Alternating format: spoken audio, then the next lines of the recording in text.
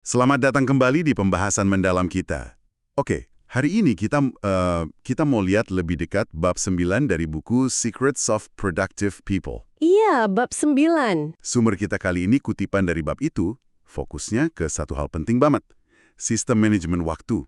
Tapi bukan sembarang sistem ya, ini buat produktivitas sejati. Betul, produktivitas sejati. Nah, jadi misi kita nih, kita mau bedah bareng sistem yang katanya bisa bikin kita fokus beneran. Bukan cuma ya, kelihatan sibuk gitu. Kita coba pahami gimana pendekatan ini bisa bantu Anda realistis gitu loh, lihat apa sih yang bisa selesai tiap hari. Jadi, lupakan dulu deh to-do list yang kayaknya nggak ada habisnya itu. Siap ya? Siap. Yang menurut saya langsung kelihatan menarik dari bab 9 ini, caranya itu loh nantang banget pemahaman umum kita soal manajemen waktu. Oh ya? Gimana tuh? Ya, kebanyakan sistem kan kayaknya malah nyuruh kita nambah kerjaan terus, ya kan?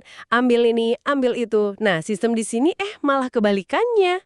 Dirancang justru buat membatasi. Membatasi. Ia membatasi kerjaan kita sesuai kapasitas kita yang sebenarnya.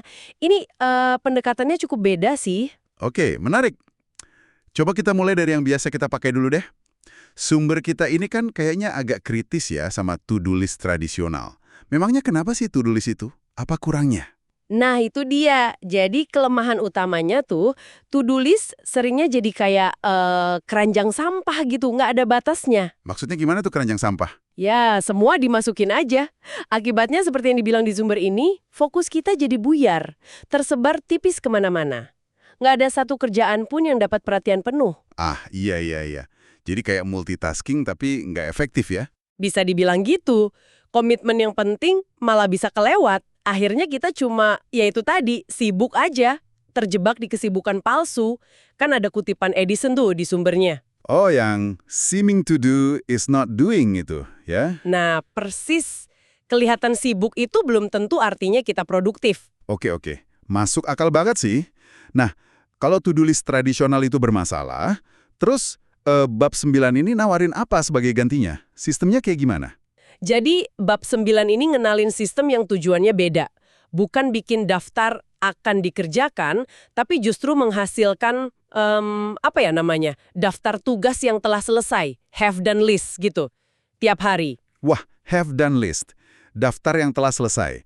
Jadi fokusnya di hasil ya, bukan di rencana. Tepat. Fokusnya geser, dari mikirin apa yang belum, jadi melihat apa yang sudah berhasil kita tuntaskan hari itu. Ini kayaknya ada efek psikologisnya juga ya. Dari rasa terbebani, jadi rasa puas, gitu. Betul sekali. Dan esensinya gini, sistem ini tuh secara otomatis kayak ngasih pagar gitu loh, membatasi Anda pada apa yang realistis bisa dikerjakan dalam waktu yang ada. Jadi nggak ada lagi daftar panjang, bikin pusing, atau tumpukan kerjaan yang nggak kelar-kelar. Iya, itu harapannya. Sistem ini maksa kita buat, ya jujur sama diri sendiri soal kapasitas harian kita. Berarti kita jadi harus mikir keras di awal ya, milih-milih gitu. Oke, hari ini komitmen mana nih yang benar-benar bisa saya kasih waktu dan energi penuh? Gitu bukan? Nah, itu dia. Makanya sumbernya bilang, ini mendorong fokus dan penyelesaian. Karena pilihannya jadi lebih sedikit, tapi lebih berkualitas. Terus kenapa sistem ini dianggap efektif? Apa landasannya? Jadi gini, sistem ini kan sejalan banget sama prinsip inti produktivitas yang dibahas di buku itu juga ya. Ada 3, fokus, konsistensi, sama realisme. Fokus, konsistensi, realisme. Oke. Nah, kalau kita pakai sistem ini tiap hari, ini jadi kayak obat penangkal buat kebiasaan orang nggak produktif yang disebut di sumber. Kerja keras di hal yang salah. Atau malah kurang keras di hal yang benar. Betul. Dan yang ketiga, nggak punya sistem kerja yang jelas. Sistem ini masih kerangkanya. Sumber ini juga kayaknya nekenin banget ya soal pentingnya sistem dan rutinitas. Katanya produktivitas sejati itu butuh sistem yang udah jalan otomatis, sampai kita nggak usah mikirin lagi. Iya, persis. Jadi energi mental kita bisa bebas buat mikir kreatif gitu ya. Benar. Tujuannya bukan jadi kaku kayak robot loh ya. Justru sebaliknya, membebaskan pikiran kita dari beban mikir, abis ini ngapain ya? Atau rasa kewalahan itu. Sistem manajemen waktu ini jadi fondasinya. Oke, nah ini nih bagian yang bikin saya penasaran banget. Gimana kalau katakanlah kita coba nih sistem ini. Terus kok rasanya tetap aja nggak bisa nyelesain semua yang udah kita rencanain dalam sehari. Apa kita gagal? Apa sistemnya nggak cocok? Ah, ini pertanyaan bagus.